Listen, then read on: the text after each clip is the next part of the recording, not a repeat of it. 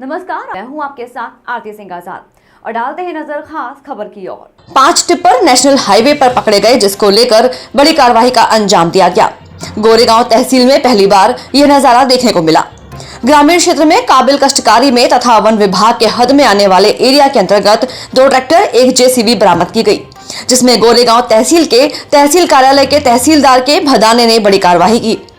सूत्रों के हवाले से जानकारी प्राप्त अनुसार जिले में रेती घाट बंद होने के बावजूद बड़े पैमाने पर टिप्पर भर भर के रेती कई ब्रास चोरी कर रहे हैं। उसी को लेकर गुप्त जानकारी रखते हुए बड़े कार्रवाई को अंजाम तहसीलदार ने दिया। तहसीलदार ने बताया कि जब रॉयल्टी बंद है तो रेती का तो कहीं उलझ ही नहीं सकता, तो रेती कहां से हो रही है। बड़े पैमाने पर रेत तस्करी करने वालों के उन पर बड़ा फाइन करेंगे, बताया जा रहा है। सदर टिप्पर रेतीचे टिप्पर आहे आणि हे गोंदिया साईडने आमच्याकडे येत होते।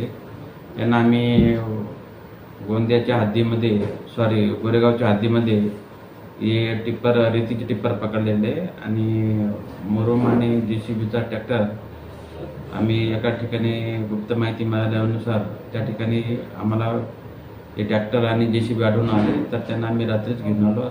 आता त्यांचा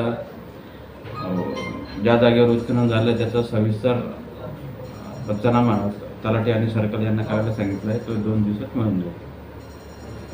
ते आता आज उद्या होऊन जाईल 2 दिवसात। ट्रॅक्टर आणि एक जेसीबी आणला आहे आणि 5 रेतीचे टिप्पर गोरेगावच्या आपल्या हद्दीमध्ये आपण पकडले। ही कारवाई पूर्ण रात्रभर चालू होती। कोणाकडेच रॉयल्टी नाही। सध्या रॉयल्टी आपल्या जिल्ह्यात कोणाला सगळे रॉयल्टी बंद झालेली, सगळे विना रॉयल्टी चालू आहे सध्या। आता त्यांचे आम्ही रिपोर्ट बनवतो आहे। रिपोर्ट बनवून तो प्रांत ऑफिसला जाईल, तिथून ते दंडाचे आदेश पारित होतील। फिलहाल इतना ही। खबरों का सिलसिला लगातार जारी है। नमस्कार।